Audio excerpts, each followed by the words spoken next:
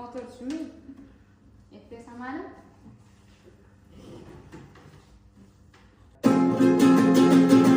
Canım anam, damarında kanım anam, cennet ayaklarındadır gülistanım anam. Sensiz düzmez yüreğim, Allah ayırmasın, kaderim zulmet ile geçer sensiz anım anam. Şöhretim şanım anam, menimet sağlım anam, ne kadar tikanlar bitip bile gülüş ellerinde. Sen ki bir ömrü feda eylersen oğladına, ne kadar hesap gizlenip saçının dillerinde.